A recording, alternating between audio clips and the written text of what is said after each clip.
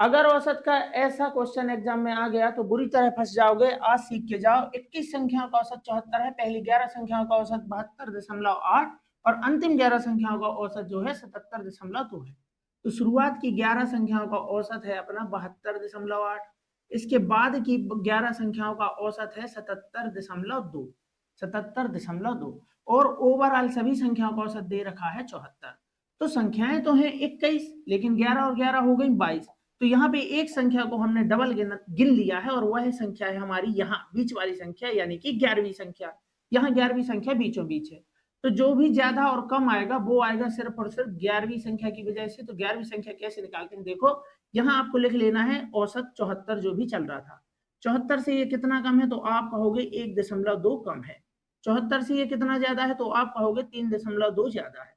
अब अच्छी बात यह है 1.2 की कमी 11 आंकड़ों पर, 3.2 की वृद्धि 11 पर, दोनों जगह 11 11 है, तो आप डायरेक्ट सिर्फ वृद्धि पकड़ो। यहाँ पे 3.2 से 1.2 गया, तो यहाँ से ओवरऑल आ गया इन सबका रिजल्ट कि सिर्फ और सिर्फ 2 की क्या है वृद्धि, और कितने आंकड़ों पर है 11, तो 11 दूनी 22 की क्या है वृद्धि।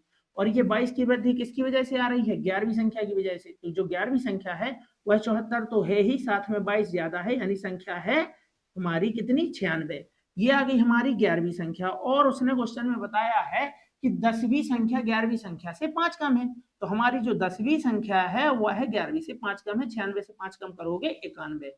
तो उसने पूछा अगर इन दोनों संख्याओं को हम हटा देंगे तो नया औसत क्या होगा। तो अगर मान के चलो औसत चल रहा है देखो 74 और इसमें से आप 96 निकालोगे, अगर 74 ही निकालते तो नया औसत बढ़ता ना घटता, लेकिन आपने 74 के बदले निकाल दिया है 96, यानी कि वो 22 एक्स्ट्रा ले गया है।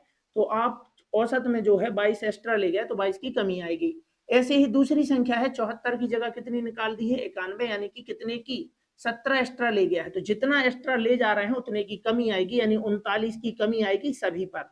और 21 संख्या थी, 2 निकाल दोगे तो संख्या बच जाएंगी 19। तो 19 में 39 की क्या है वृद्धि नहीं है, यहाँ पे ये कमी है, वृद्धि नहीं है, यहाँ पे क्या है कमी है। ये 19 से कम 19 दूनी 38, तो लगभग 2.1 की लगभग कमी होगी। तो औसत चल रहा था हमारा क्या 74, 74 से 2 निकल जाएगा लगभग, तो हमारा जो आंसर आएगा वह 72 आएगा, यानी 2.1 कुछ है, तो 72 यानी कि 71.9 के समथिंग आएगा। तो समथिंग बताना है पूर्णांक में, तो आंसर है 72।